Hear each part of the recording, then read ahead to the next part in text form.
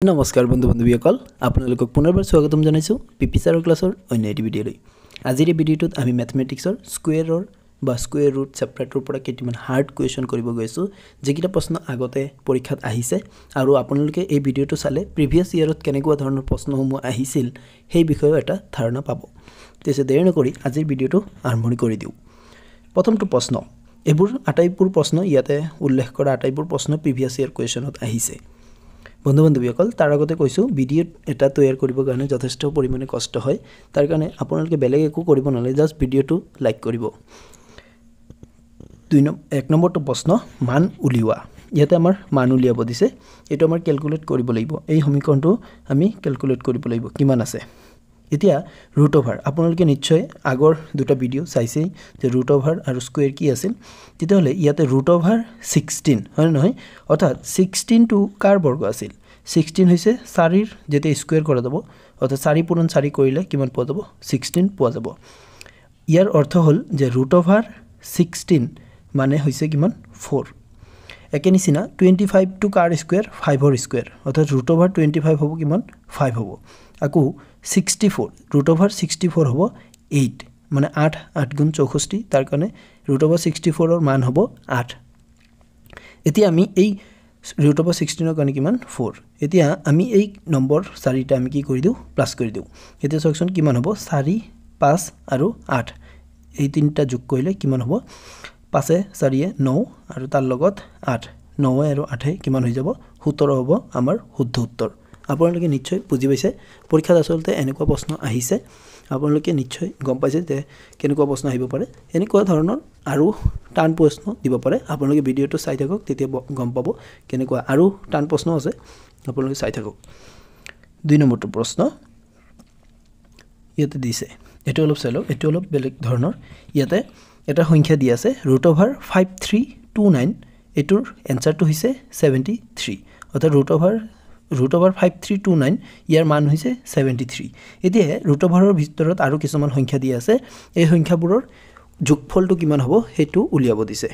এতিয়া প্ৰথমটো জেনিবা √5329 ইয়াৰ অৰ্থটো কিমান হ'ব এটোৰ মান হ'ব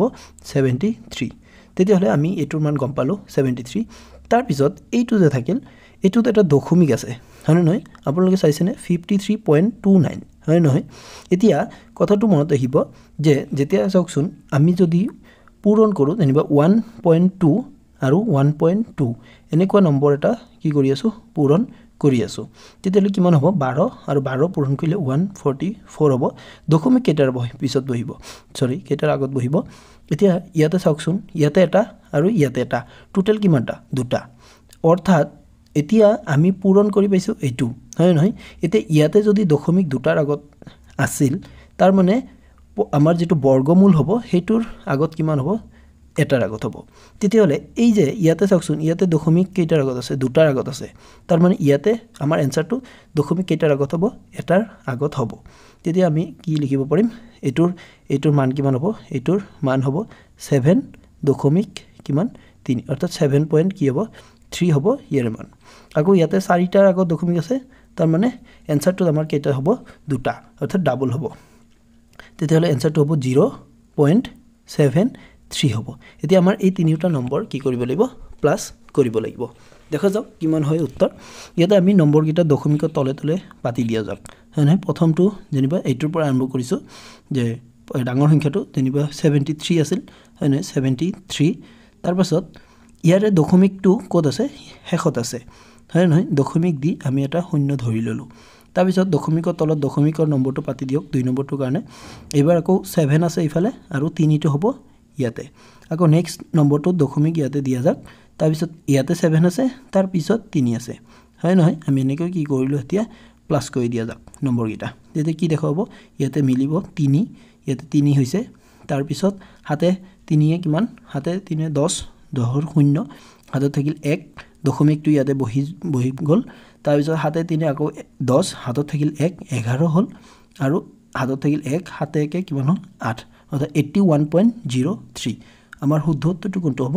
অপচন ডি টু মিলিছে 81.03 এনেকুৱা প্ৰশ্ন আসলতে পৰীক্ষাত আহিছে বন্ধু-বান্ধৱীসকল ভিডিঅ'টো যদি ভাল পাইছে তেতিয়া ভিডিঅ'টো নিশ্চয় লাইক কৰিব আৰু আপোনালোকে যদি আমাৰ এই চেনেলটো সাবস্ক্ৰাইব কৰিলে নাই তেতিয়া আগন্তুক পৰীক্ষাৰ বাবে প্ৰিপাৰেচন চলাবৰ কাৰণে আমাৰ এই চেনেলটো আপোনালোকে নিশ্চয় সাবস্ক্ৰাইব কৰি ল'ব পাৰে তাৰ পিছৰটো প্ৰশ্ন 3 নম্বৰ এই প্ৰশ্নটো চাওক এটো স্কয়াৰ উলিয়াব দিছে কিমান হ'ব ইয়াৰে শুদ্ধ উত্তৰ আপোনালোকে স্কয়াৰ উলিয়াব জানিব লাগিব ইয়াতে ডাঙৰ ডাঙৰ সংখ্যা দি আছে 25 ৰ স্কয়াৰ আপোনালোকে এটা কাম কৰিব পাৰে ইয়াতে পূৰণটো কৰি ল'ব পাৰে যেনিবা 25 ৰ স্কয়াৰ মানে 25 * 25 কৰিব লাগিব হয় নহয় এতিয়া চাওকচোন পৰীক্ষাত আপোনাৰ হাতত বেছি সময় নাথাকে তেতিয়া হলে স্কয়াৰবোৰ সহজতে কৰিব লাগিব হয় নহয় এতিয়া মই আজি আপোনালোকক এটা স্কয়াৰ উলিওৱাৰ নতুন এটা নিয়ম শিকাইছো বা ট্ৰিক্স বুলিয়ে ক'ব পাৰি যদি কোনো এটা সংখ্যাৰ শেষত 5 থাকে তাৰ পিছত সেই সংখ্যাটো স্কয়াৰ উলিয়াব দিছে যেনিবা ইয়াতে চাওকচোন তিনিটা নম্বৰ আছে তিনিটা সংখ্যাৰ শেষত কিমান আছে 5 আছে তাৰ পিছত কি উলিয়াব দিছে স্কয়াৰ উলিয়াব দিছে তেতিয়াও হেতু সদায় মনত ৰাখিব নিয়মটো কি হেতুৰ নিয়মটো হৈছে যে প্ৰথমতে শেষৰ 5 মানে 5ৰ স্কয়াৰ কৰা যাক 5ৰ স্কয়াৰ কিমান 25 হয় না লিখিলো তাৰ পিছত এই যে নম্বৰটো এই নম্বৰটোৰ শেষত হৈছে 5 আৰু আগত কিমান আগত হৈছে 2 এতিয়া 2ক তাৰ পিছৰ সংখ্যাটোৰে পূৰণ কৰি দিয়া যাক 2ৰ পিছত ইয়াতে 5 আছে কিন্তু আসলতে 2ৰ পিছত কিমান আহে 3 আহে এতিয়া 2 3 গুণ কিমান 6 ইয়াত আমি 6 লিখি দিম অৰ্থাৎ 25 ৰ স্কয়াৰ হ'ব 625 বুজি পাইছে একদম ইজিলি কি কৰিব লাগে শেষৰটো স্কয়াৰ যেনিবা 5 আছে এটো আমি 35 ৰ কৰা যাক শেষত 5 আছে 5 ৰ স্কয়াৰ কৰা যাক 25 হ'ব সৰি 5 ৰ স্কয়াৰ কৰিলে আমি কিমান পাম 25 পাম তাৰ পিছত এটা থাকিল কিমান 3 3ৰ পাছত কিমান 3ৰ পাছত হৈছে 4 অৰ্থাৎ 4 3 গুণ কিমান হৈ যাব 12 বুজি পাইছে আপোনালোকে নিশ্চয় 45 টো কিমান হ'ব 45 ৰ স্কয়াৰ হ'ব 5 ৰ স্কয়াৰ 25 তাৰ পিছত 4 4ৰ পিছত 5 5 4 গুণ কিমান হ'ব 20 এই নম্বৰকেইটা আমাৰ স্কয়াৰ একেবাৰে সহজতে উলিয়াই গ'ল হয় নহয় এতিয়া আমি এই নম্বৰকেইটা যোগ কৰি দিলে এনসাৰটো উলিয়াই যাব আপোনালোকে এতিয়া এইখিনি প্লাস কৰক আৰু প্লাস কৰি আপোনালোকে এনসাৰটো কমেন্ট কৰক 4 নম্বৰটো প্ৰশ্ন ইয়াতে স্কয়াৰ নাই আসলতে ইয়াতে ৰুট ওভাৰ দিয়া আছে আগতে যেনিবা ডাঙৰ সংখ্যাৰ ৰুট ওভাৰৰ মানটো দিয়া আছিল ইয়াতে ডাঙৰ সংখ্যাবোৰৰ ক্ষেত্ৰতো ৰুট ওভাৰৰ মানটো দিয়া নাই এতিয়া আপুনি নিজে ইয়াতে বৰ্গমূল উলিয়াব লাগিব এতিয়া বৰ্গমূল উলিয়াবৰ কাৰণেও কি আছে নিয়ম আছে শৰ্টকাট পদ্ধতি আছে এতিয়া এনে লং পদ্ধতিৰে হৰণ পদ্ধতি আছে মৌলিক উৎপাদক বিশ্লেষণ পদ্ধতি আছে সেইবোৰ কৰিবলৈ গলে আপোনাৰ হাতত ইমান সময় নাই আপুনি এজ ইট ইজ এনসাৰটো লাগে হয় নহয় এতিয়া আপুনি শৰ্টকাটত এই গিটাৰ বৰ্গমূল উলিয়াব লাগিব চাওক নিয়মটো চাই লওক কি সিস্টেমত ইয়াতে শেষত কিমান আছে শেষত আছে 9 হয় নহয় যদি শেষত 9 আছে হয় নহয় আমি এতিয়া শেষত কি লিখিব পাৰি শেষত লিখিব 9 এতিয়া 9 টো কাৰ স্কয়াৰ 9 কাৰ স্কয়াৰ আপোনালোকে নিশ্চয় জানে 9 হৈছে 9 চাওকচোন 3 ৰ স্কয়াৰ কৰিলে 3 ৰ যেতিয়া স্কয়াৰ কৰিব তেতিয়া কিমান পাব তেতিয়া 9 পাব নতুবা 7 ৰ যেতিয়া স্কয়াৰ কৰিব 7 ৰ স্কয়াৰ কৰিলে 49 আৰু শেষত 9 আহিব ইয়াৰ অৰ্থটো হ'ল হয় শেষত কিমান থাকিব 3 থাকিব নতুবা 7 থাকিব হয় নহয় এতিয়া আপুনি কেনেকৈ গম পাব যে 3 হ'ব নে 7 হ'ব বুজি পাইছেন কথাটো এতিয়া এই ক্ষেত্ৰত সদায় মনত ৰাখিব সদায় কোনটো সংখ্যা হ'ব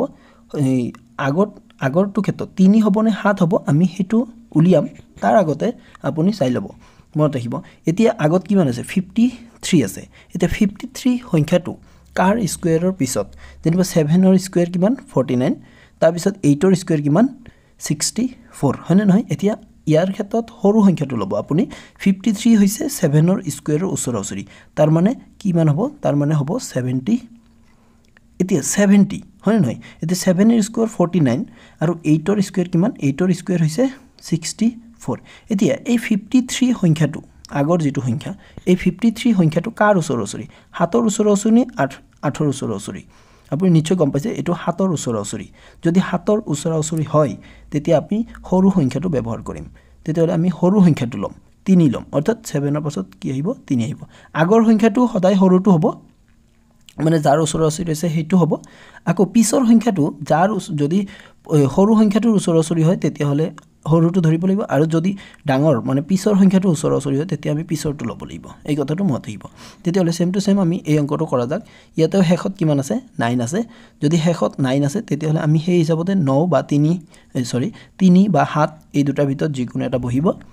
ইয়াতে আমি কি লও ইয়াতে চাই লও 68 আছে হয় না এতিয়া 68 টো কাৰ স্কয়াৰ এতিয়া 8 ৰ স্কয়াৰ গম পাইছে ইয়াতে 8 ৰ স্কয়াৰ 4 আৰু 9 ৰ স্কয়াৰ হ'ব 81 নিশ্চয় গম পাইছে আপুনি কাৰ ওচৰ ওচৰি আছে 8 ৰ ওচৰ ওচৰি আছে মানে সৰুটোৰ ওচৰ ওচৰি আছে তেতিয়া এই ক্ষেত্ৰতে কি বহিব 8 ৰ ওচৰ ওচৰি যদি আছে তেতিয়া হলে 8 বহিব প্ৰথমতে আৰু সৰুটো বহিব ওচৰ ওচৰি কাৰণে 3 টো বহিব 7 নবহে 87 নহয় কাৰণ 87 হলে হেতু 9 ৰ স্কয়াৰ যেতিয়া 81 কৰিলো হয় তাৰ ওচৰ ওচৰি যদি হল হয় ইয়াতে যদি 81 ৰ ওচৰ ওচৰি হল হয় তেতিয়া আমি ইয়াতে 7 লিখিলো হয় কিন্তু ইয়াতে 8 ৰ স্কয়াৰৰ ওচৰ ওচৰি আছে সেইকাৰণে আমি 83 লিখিছো একে নিচিনা ইয়াতে 49 ৰ ক্ষেত্ৰত 3 বা 7 হ'ব এতে 3 বা 7 ৰ ভিতৰত আমি কোনটো লিখিম চাই লও ইয়াতে 86 টো কাৰ ওচৰ ওচৰি 9 ৰ ওচৰ ওচৰি হয় না অৰ্থাৎ 9 ৰ ওচৰ ওচৰি যদি আমি 9 লিখিলো 9 ৰ স্কয়াৰত কৈ বেছি আছে 86 হয় না 9 লিখিছো আৰু সৰুটোৰ ওচৰ ওচৰি তেতিয়া সৰুটোৰ ওচৰ হলে এটো কিমান হ'ব 93 হ'ব তেতিয়া আমি এই বৰ্গমূল আসলতে সহজতে উলিয়াব শিকিলো এতিয়া এই তিনিটা আমাৰ কি কৰিব লাগিব ইয়াতে প্লাস কৰিব লাগিব আপোনালোকে এনেকৈ আসলতে বৰ্গমূল সহজতে উলিয়াব পাৰিব লাগিব তেতিয়া হলে অংকটো সহজতে কৰিব পাৰিব কম সময়ৰ ভিতৰতে এতিয়া আমি এই নম্বৰ কেইটা প্লাস কৰি দিয়া যাওক কিমান হ'ব 3 3 3 3 3 9 হৈ আছে মানে শেষত 9 আহিব তাৰ পিছত ইয়াতে চাই লওক 7 আৰু 8 7 7 15 হয় নহয় 15 আৰু 9 কিমান হৈছে 24 অৰ্থাৎ আমাৰ বি নম্বৰ অপচনটো হৈছে কাৰেক্ট এনসাৰ আপুনি নিশ্চয় গম পাইছে এটো অলপ আপোনাৰ প্ৰেক্টিস কৰি থাকিব লাগিব প্ৰেক্টিস কৰি থাকিলে আপুনি এইবোৰ অংক সহজতে কৰিব পাৰিব তাৰ পিছৰটো প্ৰশ্ন 5 নম্বৰ ইয়াতেও এটা ৰুট ওভাৰৰ বৰ্গমূল উলিয়াব লাগে তাৰ পিছত যোগ কৰিব লাগিব এতিয়া আপুনি দেখা পাইছে ইমান ডাঙৰ সংখ্যা এইবোৰ আসলতে পৰীক্ষাত আহিছে এতিয়া ইমান ডাঙৰ সংখ্যা দেখা পাই ভয় খালে নহব আপোনাৰ কিছুমান কথা মনত ৰাখিব লাগিব এই যে ইয়াতে দিয়া আছে 121 হয়নে ৰুট ওভাৰ 121 আপুনি নিশ্চয় গম পাইছে যে ৰুট ওভাৰ 129 কাৰ বৰ্গ ৰুট ওভাৰ 129 হৈছে 11 বৰ্গ হয়নে নহয় তেতিয়া ৰুট ওভাৰ 129 ৰ ভ্যালুটো কিমান হ'ব 11 হ'ব হয়নে তাৰ পিছত প্লাস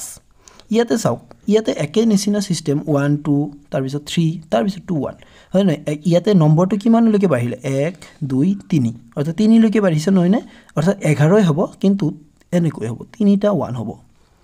এনেকৈ প্লাস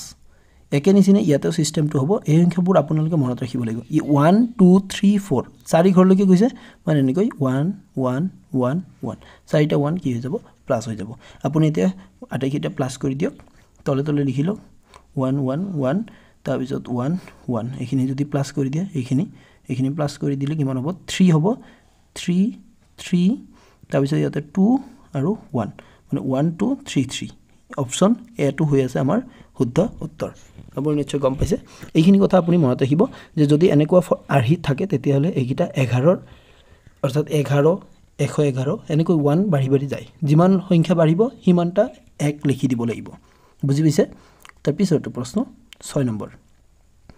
এতিয়া এই 6 নম্বৰ প্ৰশ্নটো আপোনালোকৰ কাৰণে হোমৱৰ্ক থাকিল নিশ্চয় গম পাইছে